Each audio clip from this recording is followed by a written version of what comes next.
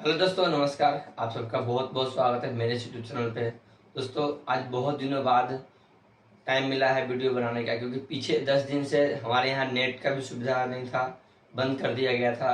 एक लफड़ा हो रहा था सुबह से, और उसके बाद थोड़ा सा टाइम हमें भी नहीं मिला, तो इसलिए आज 2 दिन हो गया नेट आए हुए, 3 दिन। तो आज हम आप लोगों के लिए एक वीडियो बना रहे हैं, और इस वीडियो में हम आपको बताएंगे कि आजकल जो इस बिजनेस को कर रहे हैं, पेपर प्लेट बिजनेस को, तो उसमें 90% लोग फेल क्यों हो रहे हैं और इसका मुख्य कारण क्या है, जिसकी वजह से लोग इस काम को कर नहीं पा रहे हैं। तो आज हम आपको इस वीडियो के माध्यम से डिटेल में बताएंगे, तो इसलिए वीडियो में लास्ट तक बने रहें। और अगर आप मेरे चैनल पर नए हैं तो प्लीज़ मेरे चैनल को सब्सक्राइब करके बेल आइकन जरूर प्रेस करें, ताकि जब भी सारे वीडियो अपलोड करें और सबसे पहले आप तक पहुँचे। चलिए वीडियो को स्टार्ट करते हैं।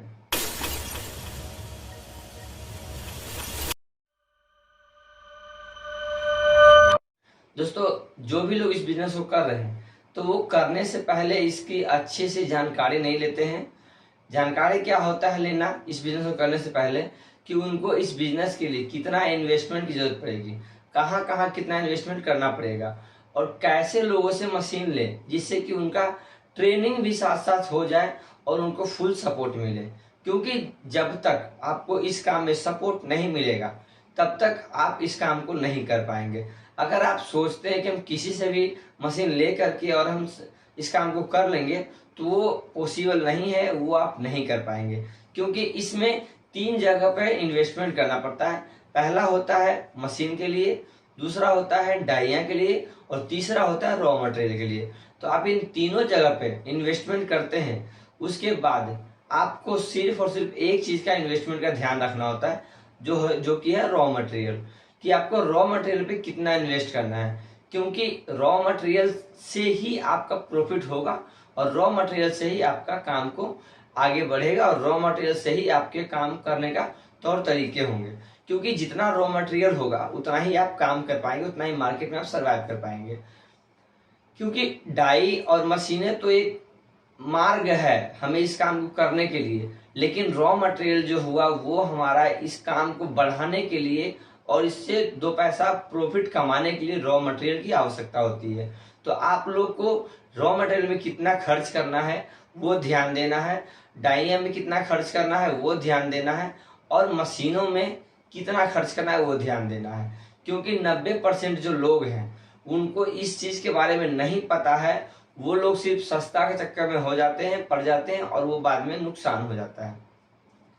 क्योंकि अगर यदि आप अच्छे मशीन लेते हैं तो आप काम को अच्छे से कर पाएंगे। उसके बाद आपको मशीन के साथ जो मार्केट में डाई चल रहा है, सिर्फ वो डाई आप यूज करते हैं, लेते हैं, तो आपका पैसा भी बचेगा। और जो मार्केट में चल रहा है वो डाई लेते हैं, तो आपका उसके हिसाब से रॉ मटेरियल भी आएगा।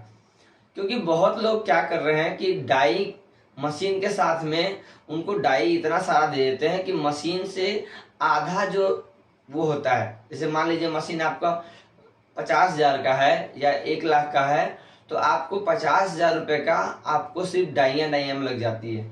अगर आप 1 लाख की मशीन ले रहे हैं तो 50,000 रुपये डाई में घुस जाता है। क्योंकि जितने भी मशीन वाले होते हैं वो उनको सारा डाई देते हैं A to Z, जबकि उनको इतनी डाई की जरूरत नहीं पड़ती स्टार्टिंग में। तो अगर यदि आपको इस चीज़ का नॉलेज नहीं है तो आप इस काम में फेल हो जाएंगे करके भी। क्योंकि जो भी पैसा होता है, अभी एक भाई का कमेंट्स आया था मेरे वीडियो पे कि हम इस काम को करके 12 लाख रुपए लगा चुके हैं इस काम में, फिर भी प्रॉफिट नहीं होता है। तो उन भाई से मेरा रिक्वेस्ट है कि अगर यदि आप 12 लाख लगा चुके हैं और फिर भी आपका प्रॉफिट नहीं हो रहा है, तो आप एक बार मेरे प्लांट पे आएँ और मेरे पास आकर के आप देखें मेरा यूनिट को, और फिर हम आपसे डिस्कस करेंगे कि कैसे आपको उस पैसे से आप कैसे पैसा कमा सकते हैं। क्योंकि पैसे से पैसा कमाना बहुत ही आसान होता है, लेकिन उसका तरीका बहुत मुश्किल होता है। आप अगर यदि अच्छे से उसमें एक्सपीरियंस है आपको, तभी आप उस काम को कर सकते हैं और उस काम से आप 2 पैसा कमा सकते हैं। क्योंकि बगैर एक्सपीरियंस के अगर आप काम को करते हैं तो ना तो आप उसमें से कुछ एक्स्ट्रा कमाएंगे, बल्कि जो पैसा आप लगाए हैं वो भी आपका लॉस हो जाएगा। क्योंकि सब कुछ अनुभव पे होता है, एक्सपीरियंस पे होता है। आपको अनुभव ही नहीं है कि उस काम को करने के लिए हमें क्या चीज़ की जरूरत पड़ेगी और कैसे इस काम को करना है। क्योंकि काम को करने से पहले काम को तरीकों को समझना बहुत जरूरी होता है। तो जैसे कि लोग मशीन लगा तो लेते हैं, लेकिन उनको मशीन के बारे में नहीं पूरा जानकारी होता है और वो परेशान होते हैं, इसमें वो ज़्यादातर लोग सफल नहीं हो पाते हैं। अब मशीन ले आए, मशीन में कौन कौन सी चीज़ें होना चाहिए, कहाँ पे क्या होना चाहिए, ये भी जानकारी नहीं होता है उनको, और वो मशीन ले आते हैं। उसके बाद लाने के बाद उनको जब ये समझ में आता है कि हमें इस मशीन में हमें ये चीज़ होना चाहिए था लेकिन ये नहीं है, ये है, तब तक बहुत देर हो जाती है और फिर वो बहुत ज़्यादा नुकसान में चले जाते हैं और इसी वजह से वो सफल नहीं हो पाते हैं। तो जब भी लोग मशीन लगाते हैं तो उनको पहले मशीन की बारीकियों को समझना चाहिए।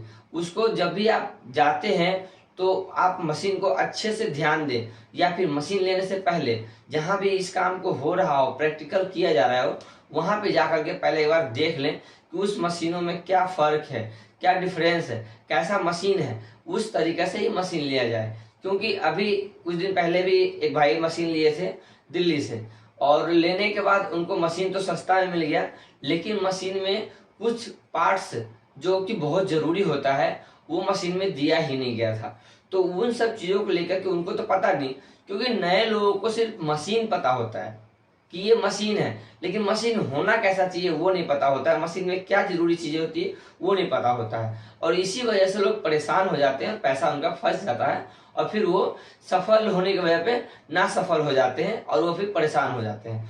तो जो भी पैसा लगाते हैं वो सारे बेकार में चला जाता है, बर्बाद हो जाता है। और कुछ लोग समझ बूझ के भी कुछ ज़्यादा ओवर स्मार्ट बन जाते हैं, इस वजह से भी उनका लॉस हो जाता है। कुछ लोग चाहते हैं कि हम मशीन वाले का ही पैसा कुछ रख ले और फिर वो मेरे पास आएगा, मेरा काम कर जाएगा, तो ऐसा नहीं होता है। आप अगर यदि उनसे कुछ करवाना है आपको या फिर उनसे कुछ सीखना है तो उनको पेमेंट आप क्लियर कराइए, फिर देखिए कि अगर वो नहीं करता तब आप बताइए कि वो अगला नहीं कर रहा है। क्योंकि इन सब चीज़ों से भी जो लोग ओवर स्मार्ट बनते हैं इस वजह से भी उनका काम खराब हो जाता है। क्योंकि स्टार्टिंग में कोई भी हो उनको पहले धीरे धीरे चलना चाहिए। नया बंदा है तो पहले कुछ सीखना चाहिए। और कुछ लोग हैं कि मशीन लिए 10 दिन बाद एक्सपर्ट हो जाते हैं कि हम बहुत कुछ कर लेंगे, और वही फिर 1 महीना बाद काम बंद कर देते हैं, क्योंकि उनको समझ में आता नहीं है कि करना क्या है, क्या नहीं करना है, कैसे करना है। 10 दुकान में गए, वहां से उनको ना का ऑप्शन मिला कि हमें नहीं चाहिए माल, या फिर सस्ता में हमें मिल रहा, आप महंगा दे रहे हो, तो वहां पे वो परेशान हो जाते हैं। तो ऐसे चीज में अगर यदि आप प्रैक्टिकल काम जो कर रहा है बंदा, उससे अगर आप जुड़े हो और उससे आप कंटिन्यू बात कर रहे हो, ज्यादा देर में 2 मिनट 4 मिनट अगर रोज बात करते हो, तो आपको बहुत कुछ सीखने को मिल जाएगा। और अगर यदि आपको सीखने को मिलेगा तो ही आप कुछ कर पाओगे। उसके लिए समय देना होता है। अब आप मशीन लगा के भी, सब कुछ जान के भी अगर आप लगाते हैं, उसके बाद अगर आप समय नहीं देते हैं, अगर आप टाइम नहीं देते हैं, तब तक आप नहीं कर पाएंगे। क्योंकि किसी भी काम को करने के लिए थोड़ा समय की जरूरत होती है। अगर आप समय किसी काम को देते हैं तो ही आप काम को आगे बढ़ा पाओगे। और अगर यदि आप मशीन लगा करके तुरंत में बेचैन हो जाते हो, परेशान हो जाते हो, तो आप उस काम को नहीं कर पाओगे। तो स्टार्टिंग में जो भी इस काम को करते हैं वो पार्ट टाइम जॉब के अनुसार से करें, कि हम इस काम को किए तो हैं लेकिन पार्ट टाइम हमें करना है, तो ज़्यादा बेहतर होगा। या फिर अगर यदि इस काम को करना चाहते हैं और उनको अगर नॉलेज नहीं है तो वो पहले माल बना बनाया लेके बेचें, उसके बाद आप मशीन लगाने की कोशिश करें। क्योंकि बना बनाया माल बेचने से बहुत ज़्यादा उनका एक्सपीरियंस हो जाएगा, मार्केट का भी और माल मटेरियल का भी और मशीने का भी। उसके बाद अगर आप मशीन लगाते हैं तो आपको समस्या बहुत ही कम होगा और परेशान भी कम होंगे, और अपना काम को जल्दी से आप आगे बढ़ा सकते हैं। क्योंकि आपके पास ऑलरेडी मार्केट बना रहेगा उस वक्त में जब आप मशीन लगाओगे, किसी से माल लेके पहले बेचोगे तो इसीलिए सबसे ज़्यादा लोग जो फेल हो रहे हैं उनका कारण ये है कि वो समझ नहीं पा रहे इस काम को कैसे किया जाता है। क्योंकि वो लोग मशीन लगाए और तुरंत में हड़बड़ में एकदम वो काम गड़बड़ कर देते हैं, और हमेशा वो उत्सुक रहते हैं कि आज हम मशीन लगाए और कल से मेरे पास में ऑर्डर आना चालू हो जाए। तो ऐसा नहीं होता है। अगर आप आज मशीन लगाए हैं, आप कंटिन्यू मार्केट जाइए 10 दिन 15 दिन 20 दिन, तो जब जाकर के आपका मार्केट बनेगा। क्योंकि स्टार्टिंग में आपको मार्केट में बात करने का तौर तरीका भी नहीं पता होता है कि हमें कैसे कस्टमर के साथ में डील किया जाता है। अगर यदि आप कस्टमर के साथ में डील करना सीख जाएंगे तो फिर आपको मार्केट जाने में भी अच्छा लगेगा, और जब ऑर्डर आना शुरू होगा तो काम करने में भी अच्छा लगेगा। क्योंकि जब तक आप मशीन लगाने के बाद अगर आप काम नहीं करते हैं, ऑर्डर नहीं आता है, तो ये हम मानते हैं कि आपका जो माइंड है हमेशा खराब रहेगा कि हम इतना पैसा लगा दिए, मशीन लगा दिए, मेरे पास ऑर्डर नहीं है। तो उसके लिए थोड़ा सा अगर आप स्टार्टिंग में सब्र करते हैं, थोड़ा सा अगर आप स्टार्टिंग में टाइम देके चलते हैं, तो आप काम को आगे बढ़ा पाएंगे। और अगर यदि आप परेशान हो जाते हैं और सोचते हैं कि जितना जल्दी मेरा कस्टमर बन जाए, मेरा पार्टी बन जाए, मेरा काम शुरू हो जाए, तो उतना जल्दी नहीं होता है, क्योंकि किसी भी काम को स्टार्ट होने में थोड़ा समय लगता है। आपको मार्केट में सर्वाइव करने में आपको समय लगेगा, कस्टमर को पहचानने में समय लगेगा, उसके साथ डील करने में समय लगेगा। तो जब तक आप अपने आप को नहीं उस लायक बना लेते हैं, तब तक आप इस काम में सफल नहीं हो पाएंगे।